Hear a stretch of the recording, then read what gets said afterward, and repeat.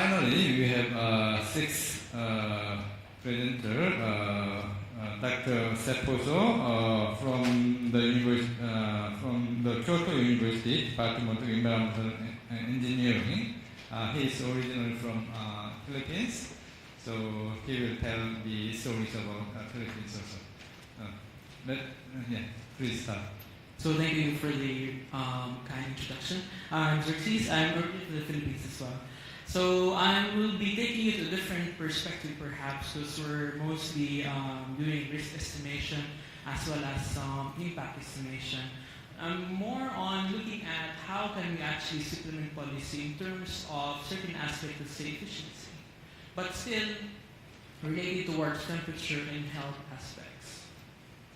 So this is the case of the Philippines. The Philippines, of course, an archipelago, consists of 7,000 islands down in the southern part here.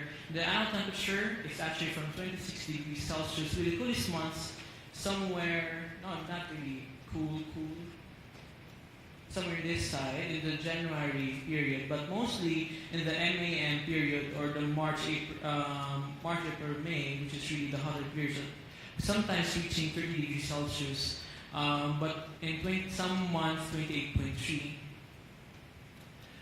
Of course, each country would eventually have their own plans, and I think everyone has a plan already. And the country did this 2011 National Climate Change Action Plan in order to actually go with the trend, with the flow of what we actually, with the global community, of saying that, okay, we're going to address this problem with climate change, and we will have a framework for that. So they did do that, and some aspects would actually focus on public health, and some also of health emergency. But in parallel to that as well, we have more plans. So there were a lot of plans done to actually provide evidence-based policy. With respect now on this side, it's more the Department of Health putting its foot forward to actually address climate change as an impending health risk factor later on. However, not too much of a research has been done in terms of the, particularly on the quantification of the impacts of climate change in the Philippines. And also, if we do quantify them, how do we further process these results to actually, for policymakers to actually understand or to act on? So this is a little bit of a basic framework. Let's say that everyone has a data. We have a data point here, then we actually put it into a process by which we have our techniques, all different techniques to assess, to estimate, and we have outputs, immediate outputs that we expect, which are slopes, vector estimates, attributable fractions, and numbers as well. However, the longer part, which actually takes a lot of time, is once we actually try to feed these outputs towards the outcome process, where policy action is needed, and eventually a longer time is needed towards an impact part, wherein we expect a change of a quality of life. We always have that little bit of a barrier to which our output can actually transcend towards outcome level. Most of the time, I think the slope and the vector estimates will just end there somewhere, and you don't expect policymakers to really understand them fully. So it's like you don't expect them to understand an X level increase would actually affect Y. But sometimes, and most times, you will actually have an effect towards your AF and AN. So if there are 10,000 people dying, I think that would actually put something pique the interest of your policymakers. But still, there's still something missing somewhere there. Somewhere there that actually we can make into trying to find a process into which some results which should be applicable towards policy. So of course, we can force them. We can say that our results are of course efficient in a sense, are good results. But sometimes we need to make the message quite simple at the same time, doable as well. So how to go about this? This framework is more of the multidisciplinary, interdisciplinary, and of course transdisciplinary approaches that we can actually see. At this level, we as environmental epidemiologists can actually work at a multidisciplinary level which is at this level here, like we can work together within our same group. But however, so we are always asked the question, is it enough, or what are the actions we actually feed towards the policy level? We can actually ask for other groups towards our side. In the case of social scientists, for which is coming towards the interdisciplinary approach, where we work together with different fields for them to actually process, repackage, or retrofit the resources we have to make it a more feasible way of actually letting these results be more applicable towards policy. So the strategy on our side, I'm trying to check more, is first, of course, as environmental epidemiologists, we need to be true to our nature. We need to actually estimate the risks in terms of temperature. And in this case, I'm using a time series distributed linear model. For the efficiency now, so I'm trying to bridge over these results from the epidemiological side towards the side from which social economists or health economists would utilize in terms of addressing actually efficiency. So efficiency in terms of output and input, we wanted to actually model how local government units, or what we call decision-making units, would actually behave in terms of their resources, which are the inputs, and which also with addressing the output, which is, in this case, the risk itself. So the data that we have is the health outcome data of daily all-cause mortality from all over the field, more than 33 provinces of the country, so more or less a majority of which, and patterned with the meteorological data, same period of meteorological data as well. For the province level social demographics, so we're taking here a little bit social indicators such as income gap, as well as standardized social health insurance coverage, and human development index. So these are different social indicators that we can utilize actually, but these indicators are of course not absolute ones. We can actually choose some, but for this we want to actually just try to advocate more of the social equity part in terms of the province. The differences in the provinces would actually have different social indicators. The provinces would actually result to different risks or efficiency later on.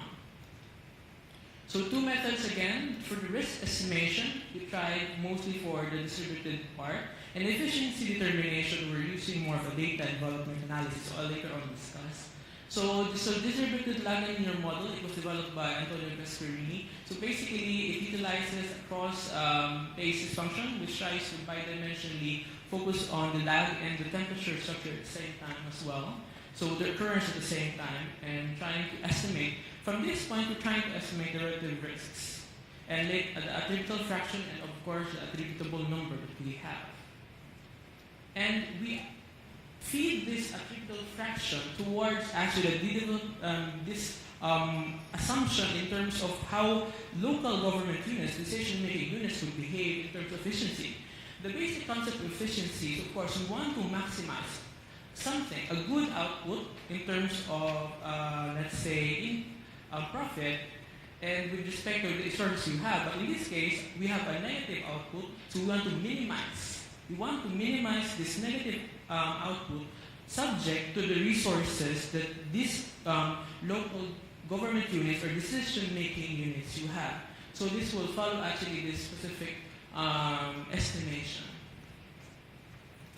So in terms of the results, so these are province-specific results. Mostly from this province-specific results, we tried, of course, to do a province-specific risk curve. So from the risk curve, we eventually pulled them together towards a pooled risk curve with the optimum temperature somewhere at the 80th temperature percentile, which is 29.2 degrees Celsius. Actually, we did not expect seeing a longer cold curve in a tropical area, but eventually it is evident here. The presumption I can actually assume would be we were more focused on how hot is hot, but eventually we did not see it coming that there is actually a cold a cold, let's say, lower temperature effects, which are actually at the background level, which might have been happening already throughout, which was not acknowledged that much. So eventually, this is the attributable number and the total number. So we have lower numbers of this is hot and this is cold. So quite the small number of hot days compared to the cold days. So if we actually focus later on the attributable fraction from this attributable number, we would expect, first initial thing that we would do would be assume a linear trend. Let's check whether how social health coverage, HDI, and income gap would fare off with attributable fraction. It says here that these areas with lower social insurance coverage would have higher risk. On this side, HDI, lower HDI would have also actually higher risk, while increasing income gap would have actually a tendency of higher attributable fraction or risk in this case. But the question now is it feasible for policymakers to address that one? So if you show this to them, will they be able to act on? How? So it will ask you, how much what will I do with this? How much will I be willing to give? Or what are the specific numbers that we can do with these things? So this is where the data envelopment analysis comes into play. So we assume that this is what we call the efficiency frontier. So anything in the curve actually are areas which are performing efficiently with respect to their output and their input restrictions. So we expect that there are just only few areas which are efficient along this line, but away from the line are inefficient ones. So how do we go with this ones now? We can actually, so there's a possibility, you can actually estimate how much do you need to decrease your income gap to approach the efficiency frontier.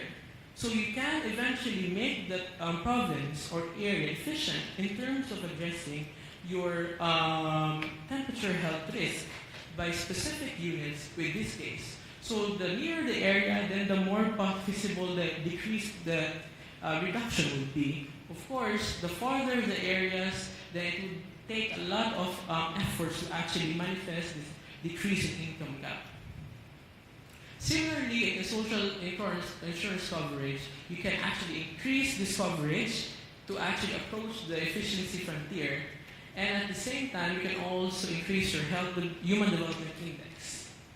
So in conclusion, decision-making units, or let's say local government units, can become efficient. There's always a potential in becoming efficient in managing the temperature health risk through specific reduction in increment of specific social indicators. Of course, this can provide local areas of workable and quantifiable ways of addressing temperature health risks.